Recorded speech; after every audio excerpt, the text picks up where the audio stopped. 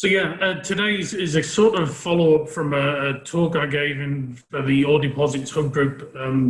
What seems like years ago now, but actually I think it was in April, so not all that long ago, at the start of this pandemic. And obviously things have come a bit of a way since then. So I'm just going to kind of give an overview of what we think is happening with COVID-19 in the mining industry and what might happen as we go on through this pandemic, which doesn't seem to be showing any signs of stopping at any point soon. I'd just also like to thank the guys in Aachen for giving me the opportunity to give this talk. Would have been nicer to actually be able to visit Germany, but at one point in the near future, hopefully. Just as a bit of a disclaimer, I'm obviously not an epidemiologist. I'm an economic geologist, but I'm not an economist, and I can't unfortunately predict the future. So there's a few things that, I'm trying to give insights as I see them. Certainly I can talk about what's happening right now, but where this goes and how it all pans out, we're still not exactly sure. Things certainly have improved somewhat since I first started collecting these data, but they're still changing rapidly. We still don't exactly know where we're headed. We still don't know how this pandemic is going to pan out. There's some positives. Production and metal demand in China, South Korea, and other areas where virus mitigation has been effective has increased. Certainly in March, April, we saw really big decreases in demand from these countries which have significant lockdowns. But one question is, what about the long term? What's happening? What's going to happen in the long term? What scenarios do we imagine for the metal mining sector? And I'll talk a bit about that. There's some clear negatives, but the length of time this will all go on for is hugely uncertain. And as I say, this presentation is necessarily speculative as a result. Happy to discuss online after the talk, on social media, via email, as things progress. And also just a bit of a plug, in the SEG, the Society of Economic Geologists Discovery newsletter, or replacement for the SEG newsletter. I had an article on exactly this topic, maybe came out a month ago or so. The data in this talk has been updated, so you kind of will be able to see what's happening up to basically the end of August. And the main thing outside of all of this, you've probably heard this a number of times, but the emphasis on keeping safe and healthy in amongst this crisis as best we all can. I'm going to kind of begin at the end, some take-home points. We know that metal production has grown throughout the 20th century, independent of major events of all types, including pandemics.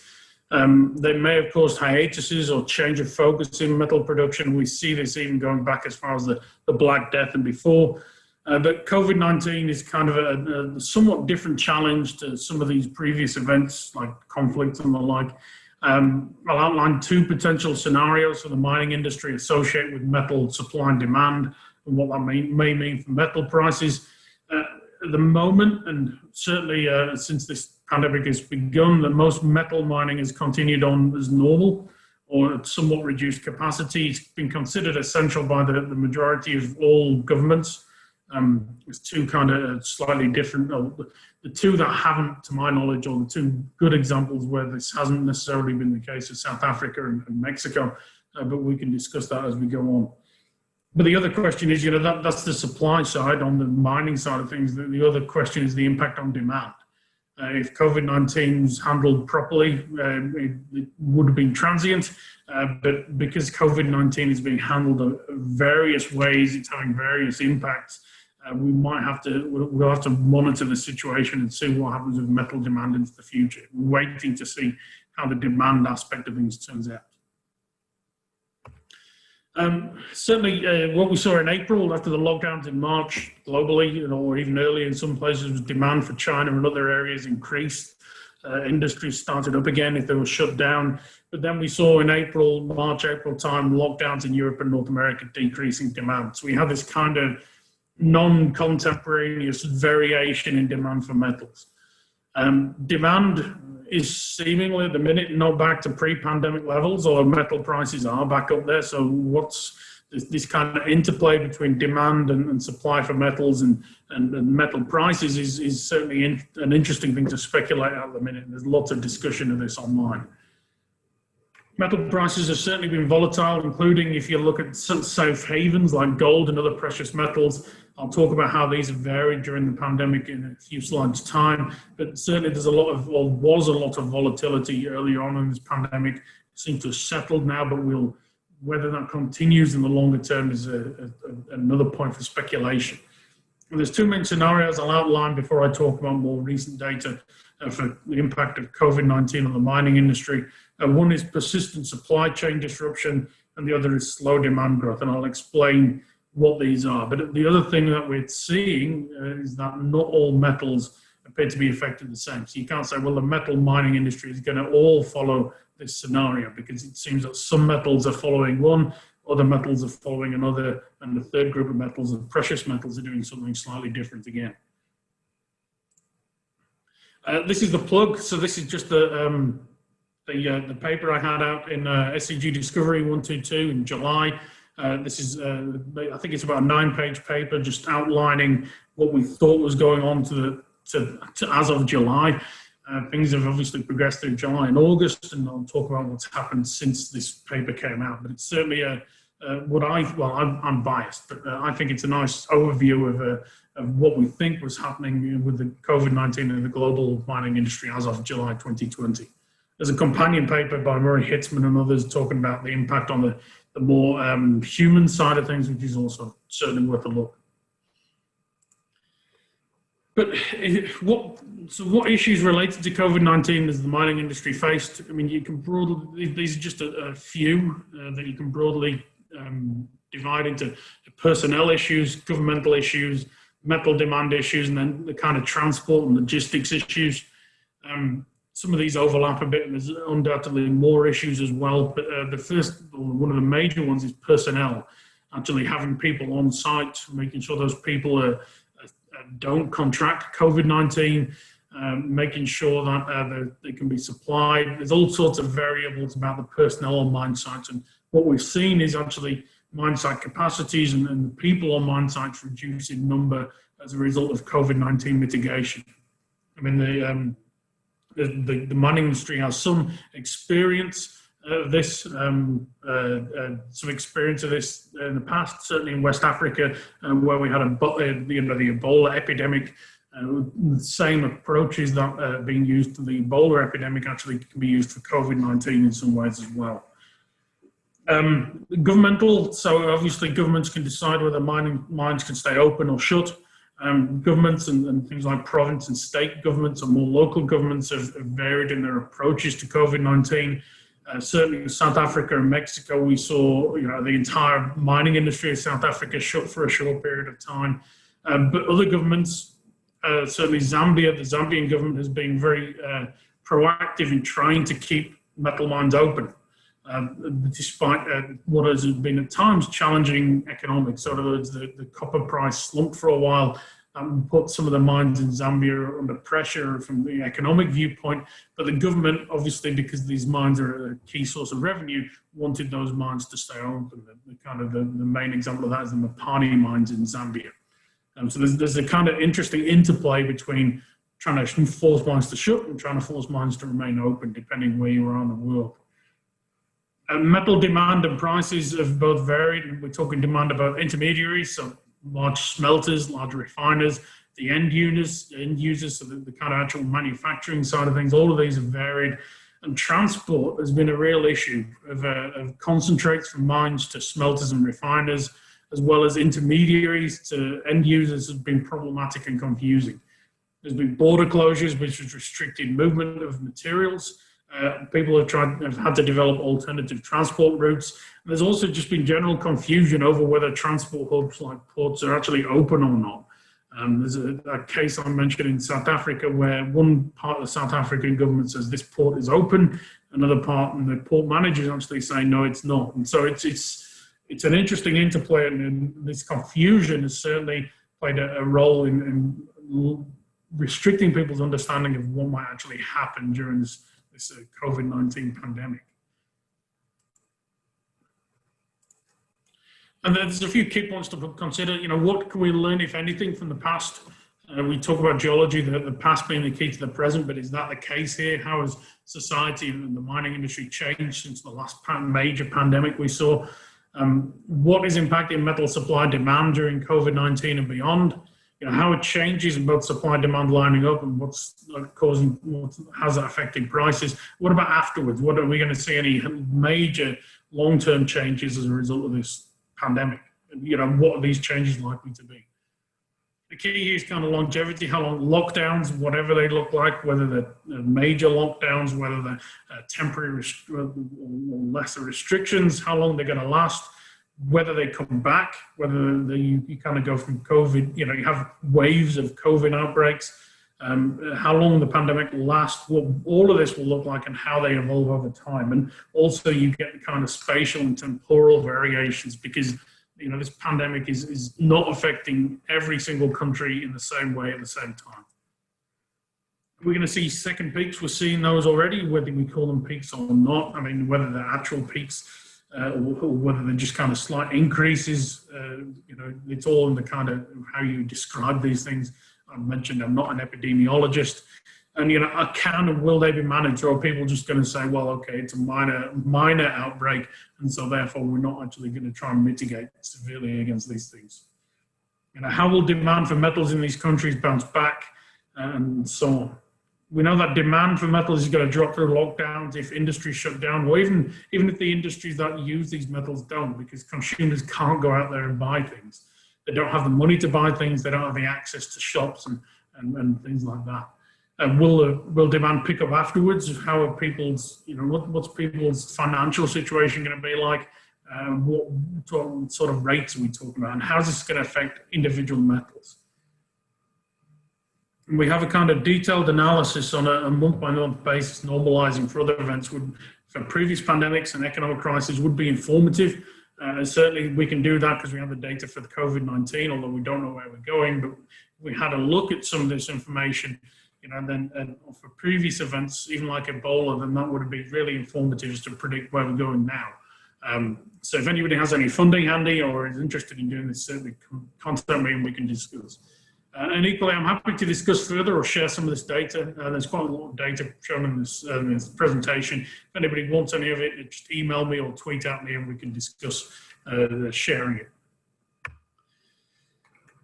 So even though it's people like using the term unprecedented, but certainly it's unprecedented in our lifetime. There are things we can learn from the past. We know that humanity has gone through previous crises, each of which have impacted metal production in different ways. There's kind of three different scenarios. I talked about these in my Ore Deposits Hub talk. Major global and regional conflicts like 2 world wars or even the Korean War, pandemics. There's limited data. We can look at the 1918 influenza, or the Spanish flu, but this overlapped with the effects of World War I. So, which unraveling the effect of one major crisis on another, or how they interacted, is kind of complex. Financial crises are also certainly worth looking at. Great Depression and the global financial crisis, and each of these has influenced metal production in different ways, or in some cases, some pandemics or epidemics, not at all. And approaches to resolving these crises vary. It's important to think about how our approaches to COVID-19 may affect primary industries and whether they're similar or different from the effects that the mitigation of other crises have had in the past.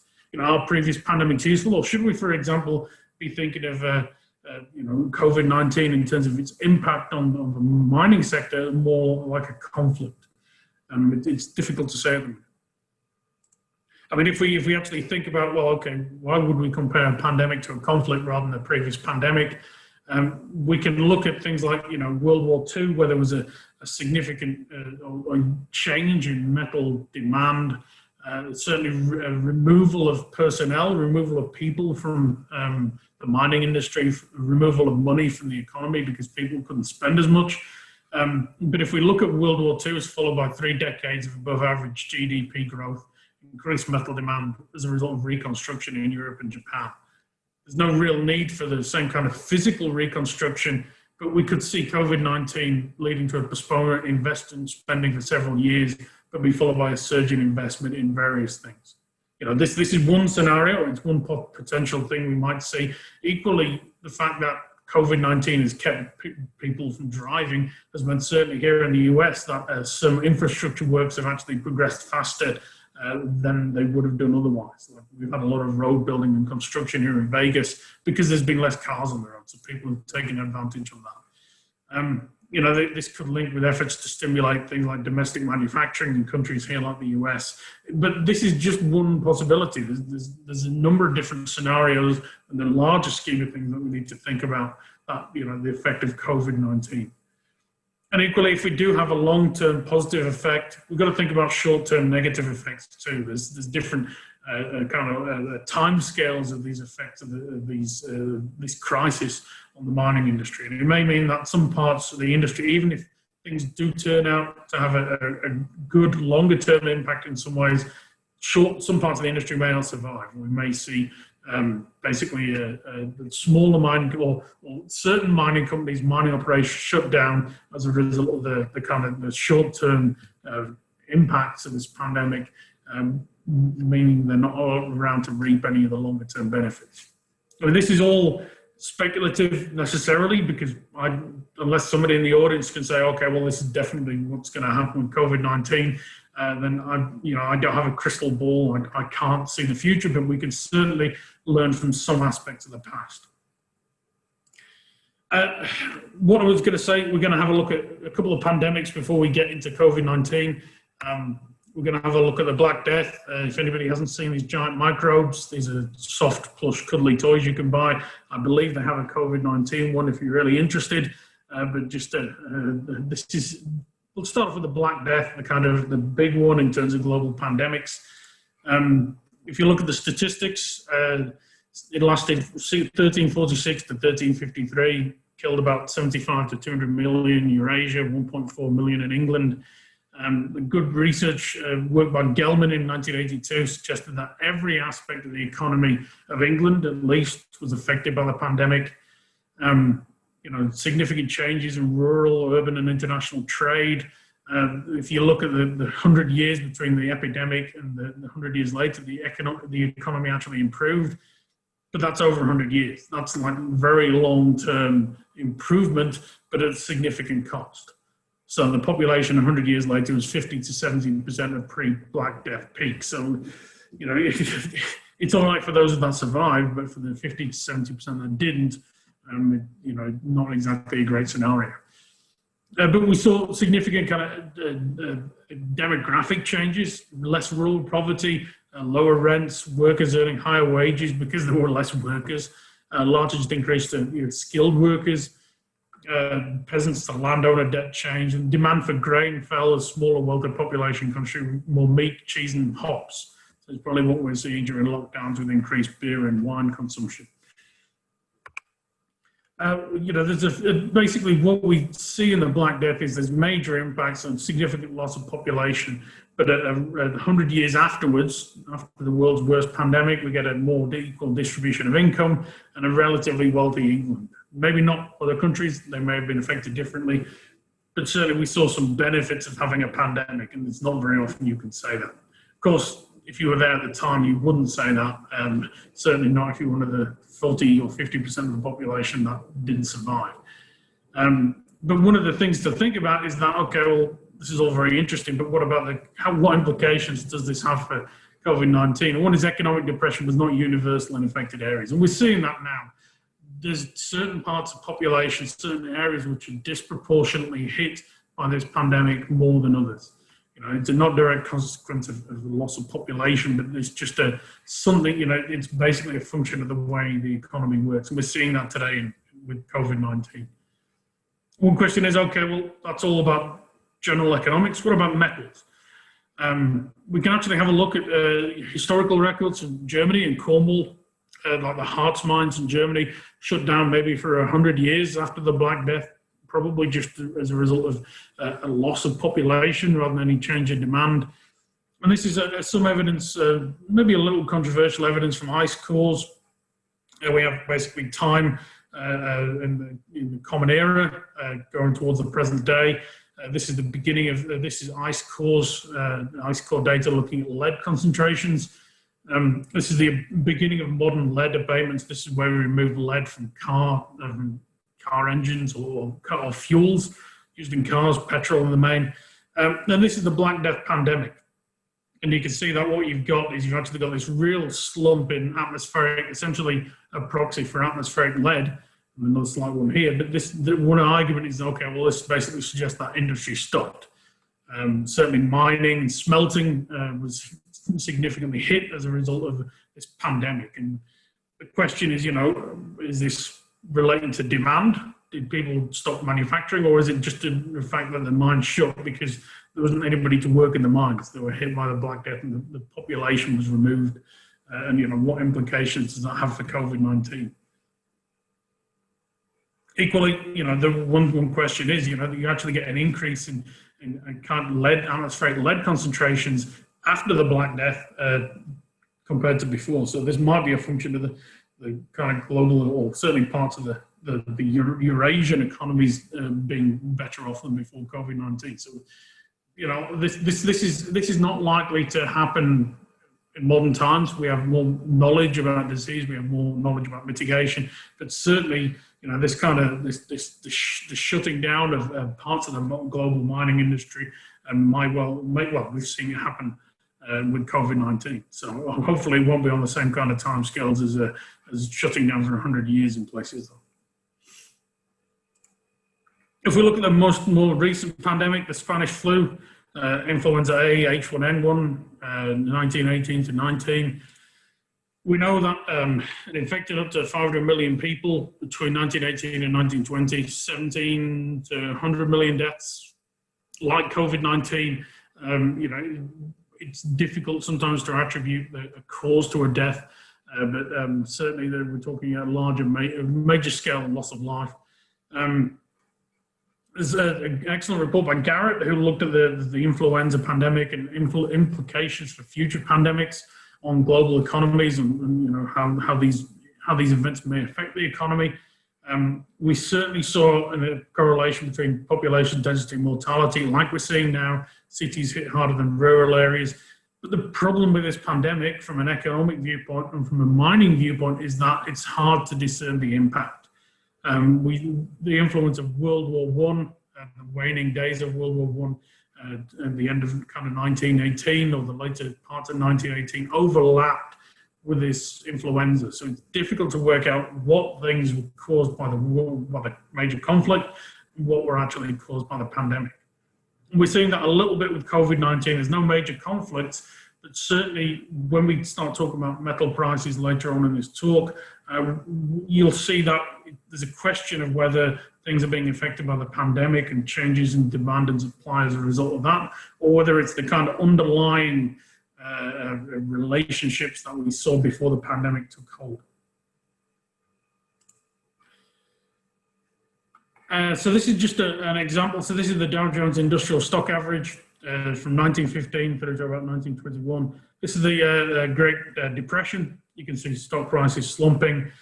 This is the World War I. Here's the Spanish flu period from like 1918 through to 1919. There's no real change. There's a recession period, this period shown in gray. But, one question is this got anything to do with the pandemic, or is this actually more related to the after effects of the World War, the finishing of the First World War? And a lot of people might suggest, well, actually, any change in these industrial stock prices is probably related to the cessation of the major conflict rather than any change related to the pandemic. This is the interest rates. Basically, the Federal Reserve in the US didn't do anything. It's a very different approach to what we're seeing with COVID-19, where certainly central banks are having a major influence on keeping economies going. But here, the Federal Reserve didn't really do anything. They just left things as they were, and they didn't react to the pandemic at all. And this is, again, just kind of showing the Dow Jones Industrial Average. Here we have the period of the Spanish flu, the 1918 to 19 pandemic. You can see stock prices decreased. This is probably related to the First World War ending rather than anything else, and then picked up.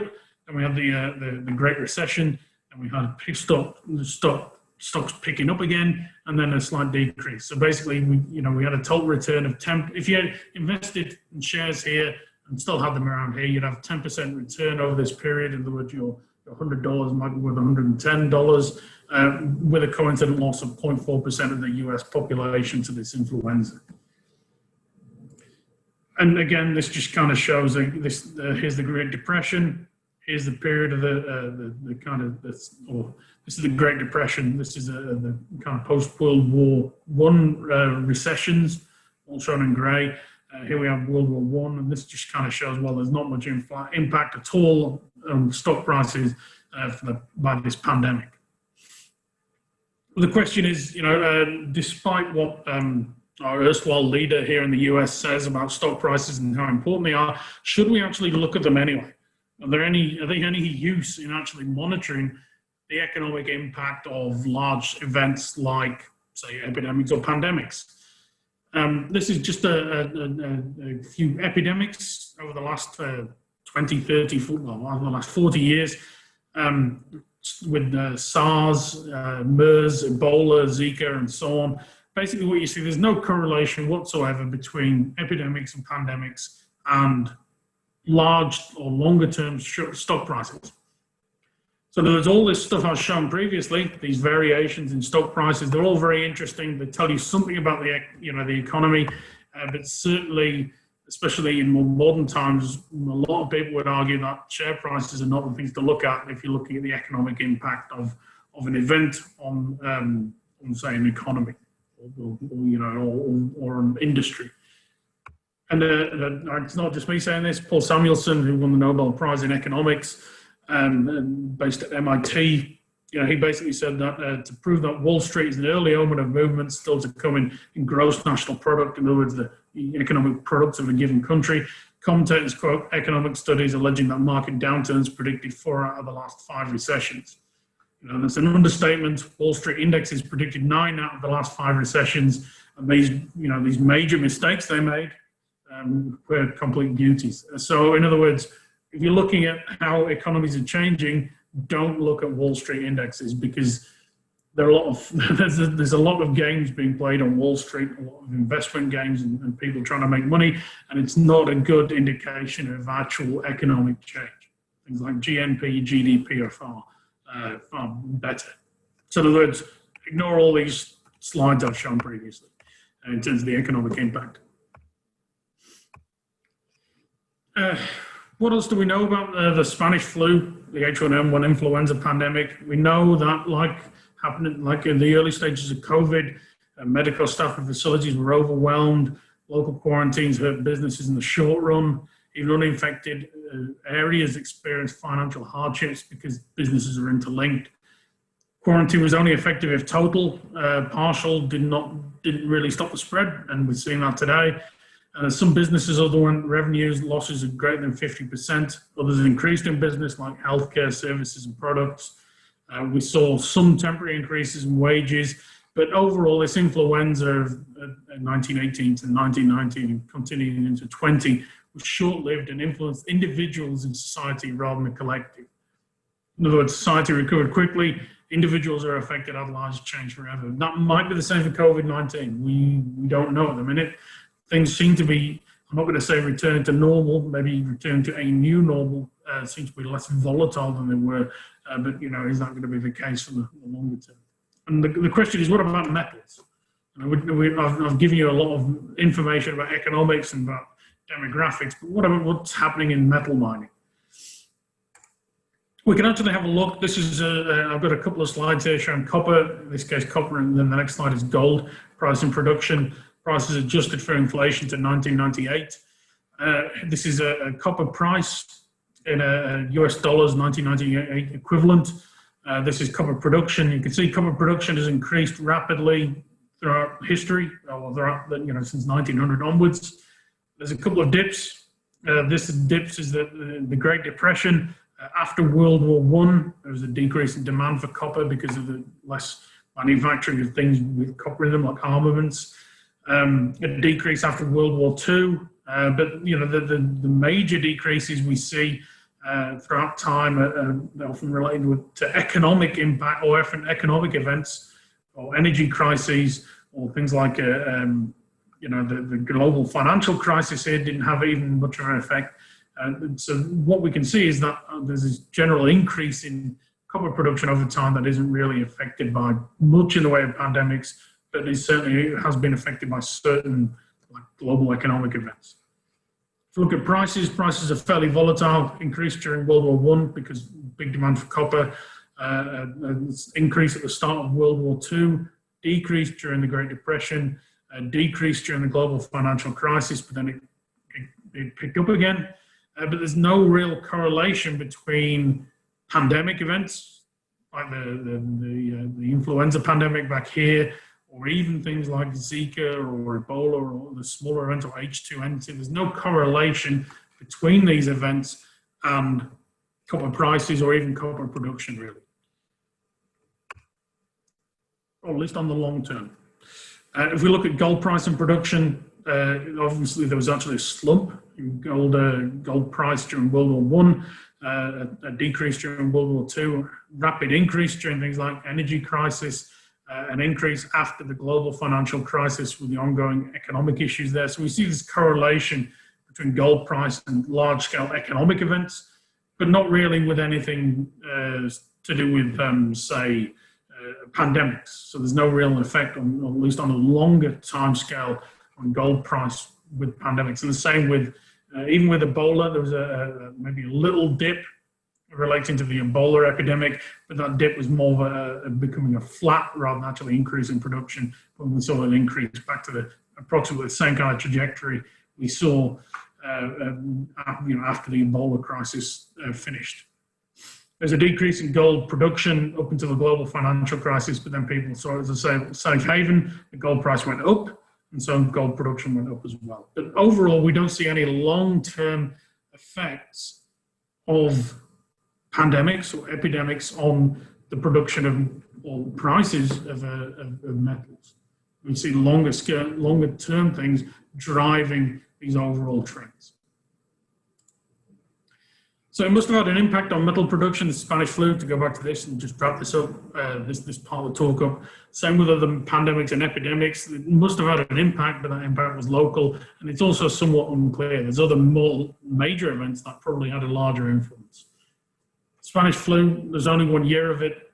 Mitigation approaches probably didn't hugely impact mining.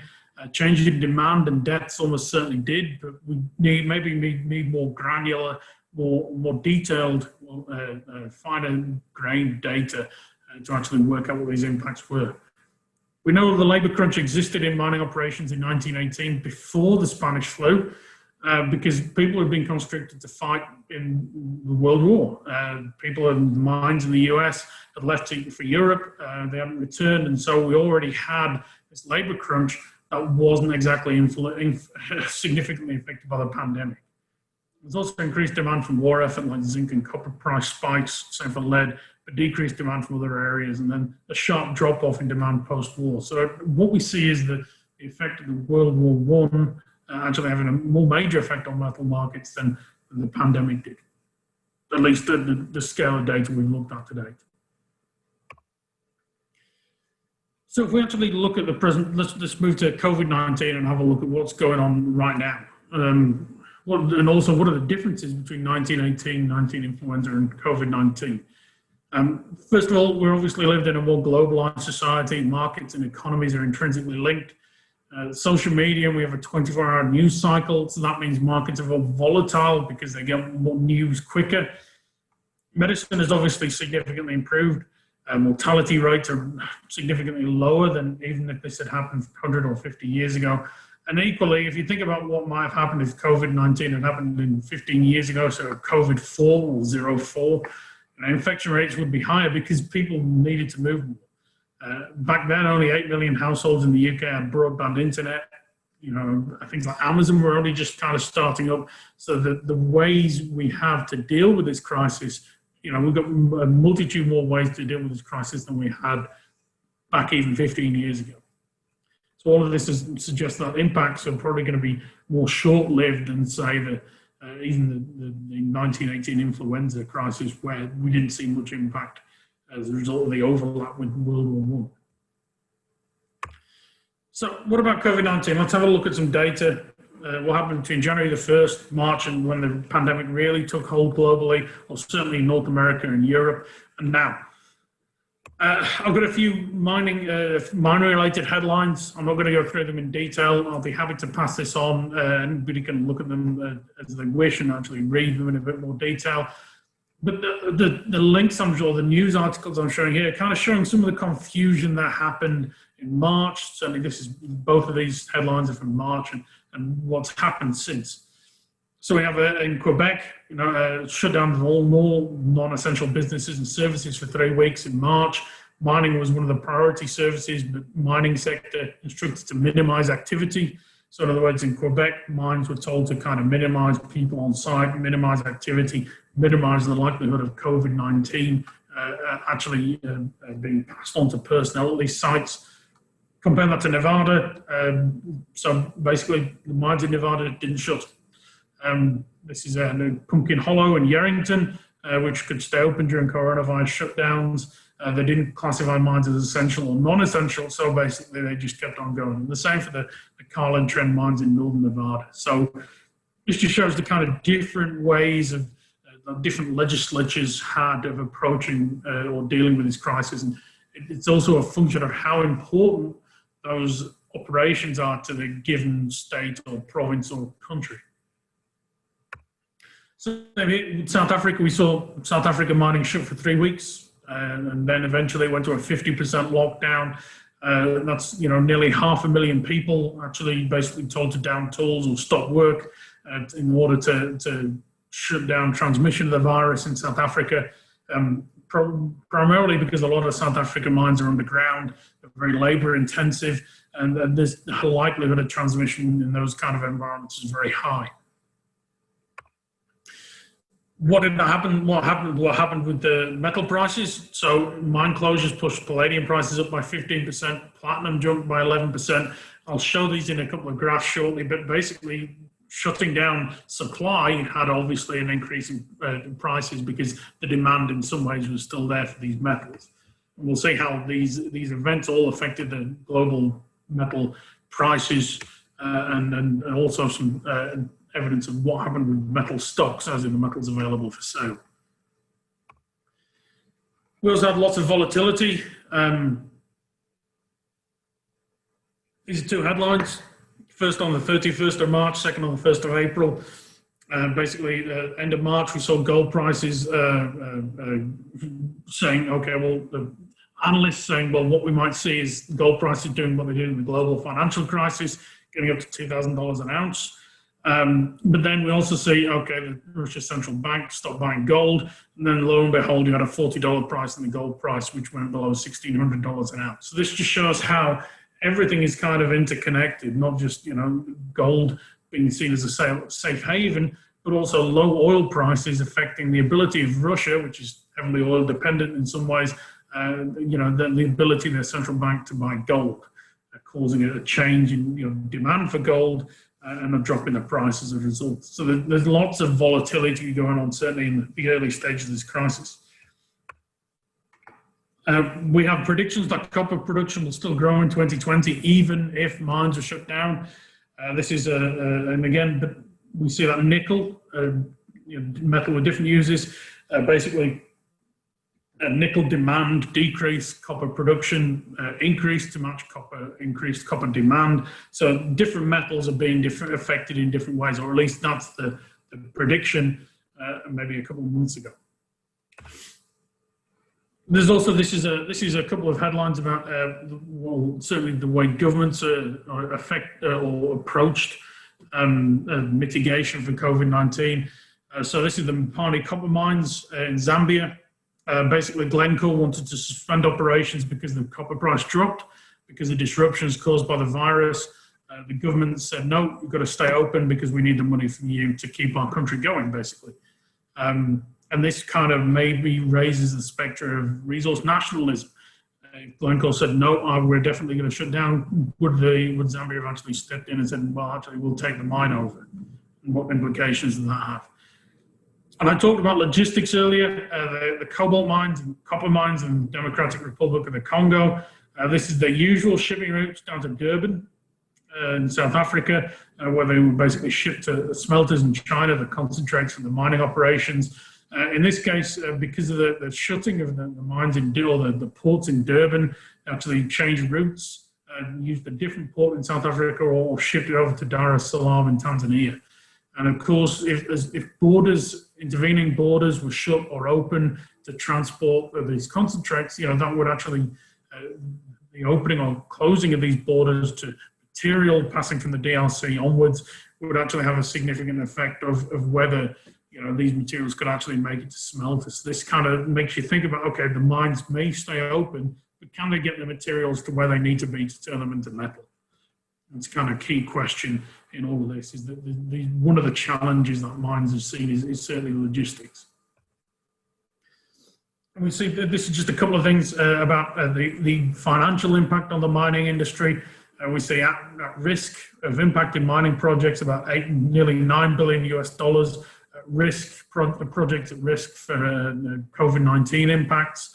And again, this is just another headline here looking at 18 billion year on year, global mining deals decreasing by $18 billion as a result of basically just the economic uncertainty over the global economy and also over mining. And we see mining costs actually going up. Why is that? Because we have fewer personnel, because we have more mitigation, because we have more costs involved in COVID-19 mitigation. So we see mining costs actually going up by 16% on average. And basically, but this, again, this variably affects different metals in different ways. Some metals are basically affected very significantly, others affected not significantly at all. If we look at bauxite, a very marginal effect of the COVID-19 pandemic, so a decline of 0.1%. Why is that? Because mining companies in several countries suspended operations. The declines in production were only in small bauxite producing countries, and the major bauxite producers were not affected. Certainly Australia, Guinea, India, and so on are the 5 largest suppliers of bauxite globally. The bauxite mines in Western Australia remained open because Western Australia essentially shut internal borders to prevent COVID-19 transmission and to ensure their mining operations could remain open. So it's all this various, there's various things affecting different mines in different places. And even if you have 2 different mines in the same country, if those mines mine different metals, then they can be affected in different ways. We saw that mines are deemed essential by most legislation, so they could remain open. But some areas reopened earlier than others, with increasing resulting demand from like China and South Korea. But there's not, because these countries don't have a huge amount of internal supply for metals. And so we saw demand increasing as these countries reopened. And that meant that the mines that remained open could actually supply them with material. But we have to see what happens. Are we going to have more rounds of stimulus? A consumer is going to be able to buy products into the future. Economy is going to pick up from where they were before the pandemic. What happens currently or in the near future, and then also after the pandemic? What exactly is the future going to look like? And that's the key question on how it's going to affect the mining industry. Could we see more resource nationalism if governments want to keep operations open, but companies don't as a result of economics? How quickly can mining operations reopen if they do shut down? And the question is, how does all of this affect metal prices, supply and demand? And we can actually have a look at that from basically using data from January through to end of August. So there's 2 possible scenarios I imagined in collaboration after discussions with Rod Eggett, primarily in Colorado School of Mines. 2 possible scenarios for metal mining. One is persistent supply chain disruption, where mining it's like farming. It's not significantly impacted by the pandemic. But there's intermediates like smelters or refiners in the mining sector or meat processing plants in the farming sector, which are impacted because of mitigation or indirect challenges to transport logistics. So what we end up is a scenario where bottlenecks, where demand for metals, even though it might decrease a little, the demand can't be met because of bottlenecks and because of these issues, which in turn, if you can't meet demand, prices should theoretically increase. The other scenario we might see is slow demand growth, like the retail industry, where people aren't buying things. Production can continue, stock is available for sale, end products are being made, but demand decreases because the consumers can't access the material or can't afford the material because there's no money. They're not employed, they can't buy what they usually buy. This means a drop in demand would most likely to lead to a decrease in metal prices and as a result, a significant impact on the mining industry. So we have these two possible scenarios. So one question is, okay, this is what we think is the effect of COVID-19, but what actually has happened? Let's have a look. So we've got data from 1st January to the present day for prices and metal stocks. I've also got a comparative for Brent crude oil, not just affected by COVID-19 demand, but also politics like Saudi Arabia and Russia continuing large-scale production until slowing down in May. But just as a comparator, we have Brent crude oil shown as well. So here we have our dates from the 1st of January through to end of August 2020. Price index, so basically one is the value of one is the same price that these metals had in January.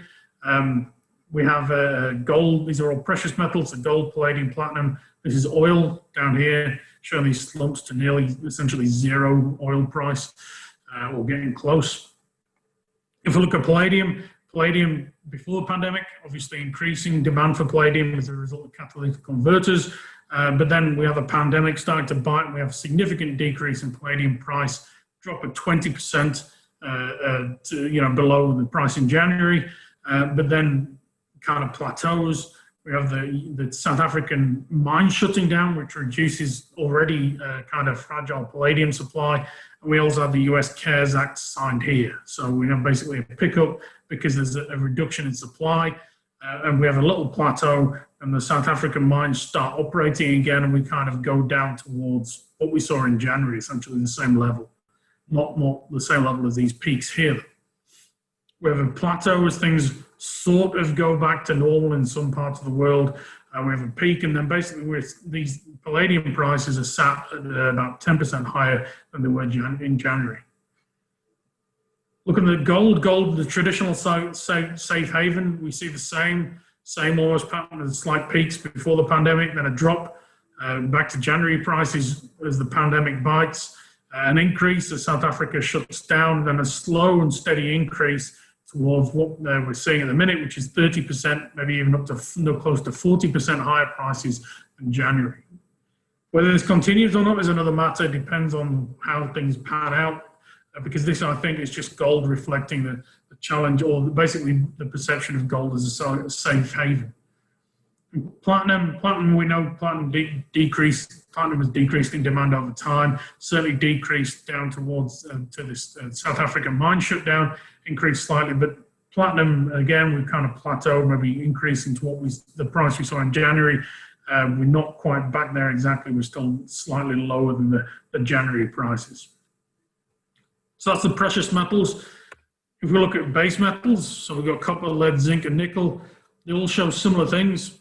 Here's lead, here's copper, and here triangles. Zinc is this light-colored line here, and nickel is the dark.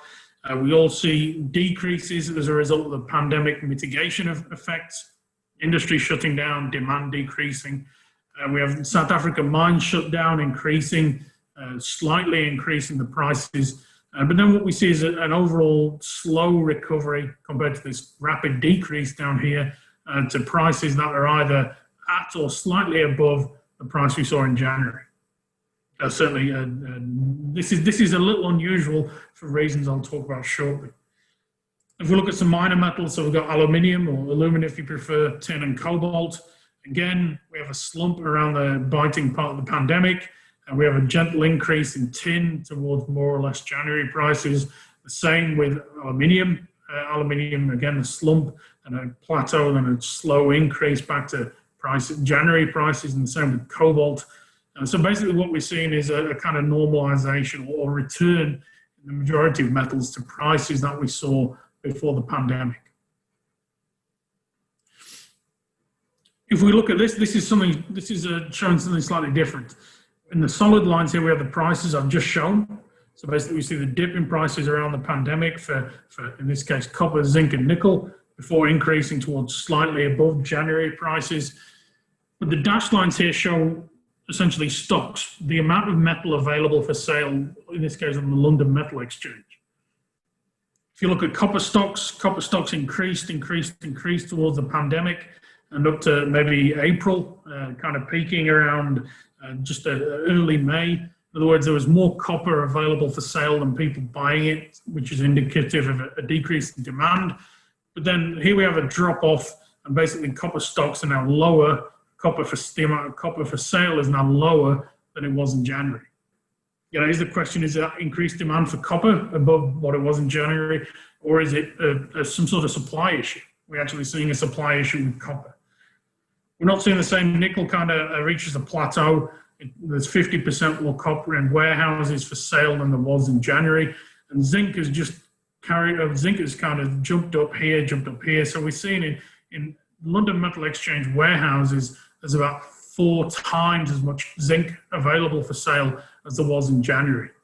But the zinc price hasn't slumped. So we've got increasing supply, but you know, there's no actual decrease in the zinc price to reflect that increased supply. So one question is, you know, are we going to see a slump in zinc prices, or is there something else at play here? One thing to note is that there might be some issues with the copper market that might explain this decrease in availability of copper for sale. Codelco shut Chuquicamata in June, which is if you know anything about copper mining, it's a pretty major mine. And also, one other thing they're thinking about, interestingly, is moving towards automation. So they're thinking about, okay, well, short term, we've got to shut down, but longer term, if we're dealing with this situation, we may as well roll out automation to try and improve our copper production. So these things might actually play into that, what we're seeing with copper prices increasing and the amount of copper for sale decreasing.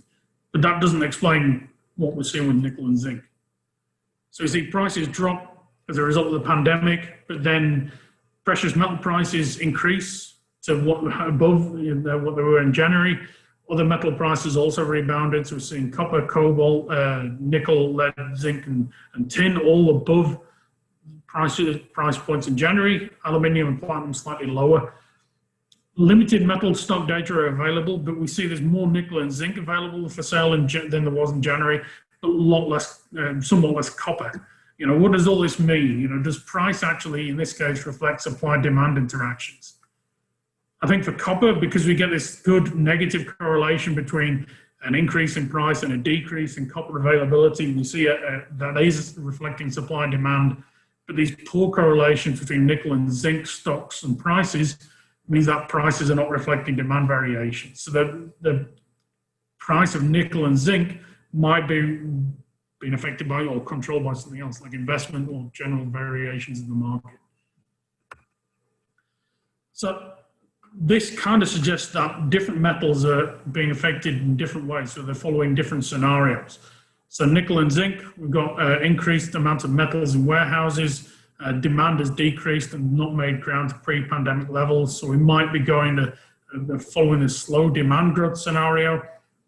The decrease in copper from mid-June reflects either challenges in the copper mining sector or increasing demand for copper. We're certainly seeing recovery in copper using parts of the industry. Chinese property market has increased. There's more copper going into properties in China. And there's ongoing supply issues. We see that with Chuquicamata and Codelco. Copper mine supply is decreasing, but refined supply is increasing. So in other words, the smelters and refiners are producing more copper than they can take in. That can't last forever. So we have this gap of about 500,000 tons of copper between demand and supply. So that suggests that copper in this case might be following a slightly different scenario with a supply chain disruption, which may mean copper prices could continue to increase, whereas nickel and zinc may decrease as a result of the effects of this pandemic. And this just shows you, this is a copper, this is the effect of the pandemic and where we are at the present day. So we've actually seen this dip and then an increase. But it's important to realize that this dip is nothing compared to the dip we saw associated with the global financial crisis and then the sovereign debt crisis in Europe and slowdowns in the US that happened afterwards. So, you know, we're seeing a decrease in metal prices and then another increase, but it's nothing like we saw back in the late 2000s. There's also safe havens, so gold and palladium. We see gold being considered a safe haven, the price going up and demand going up because people are investing in gold. But as volatility hopefully decreases, we may see gold prices decrease again. We certainly, the situation doesn't seem to be as volatile from the financial side of things as the global financial crisis. But this kind of safe haven demand is likely to persist as long as the crisis continues. This crisis is not going to be V-shaped. It's not going to be a slump, a rapid increase to normal or increase back to normality. We're seeing probably a slow recovery after a sharp downturn. And equally, the outlooks for individual metals varies. We need more detailed analysis to determine impact on individual metals and byproducts. And one example of this is zinc. If you produce zinc, you also end up producing indium, cadmium, and gallium.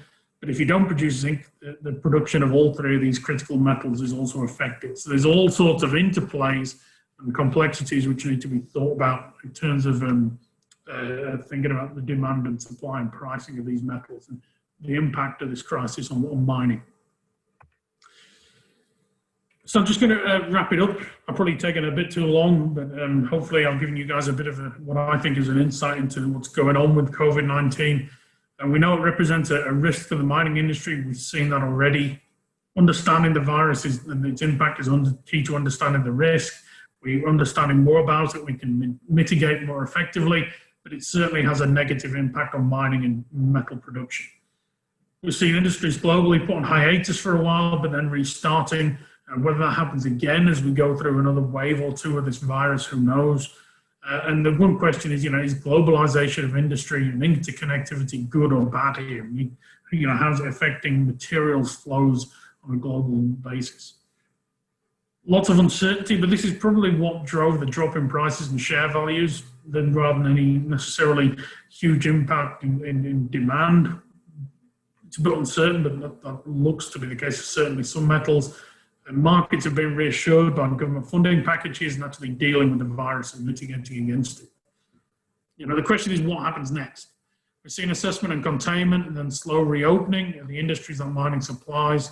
But what about demand? How many mines are going to be affected?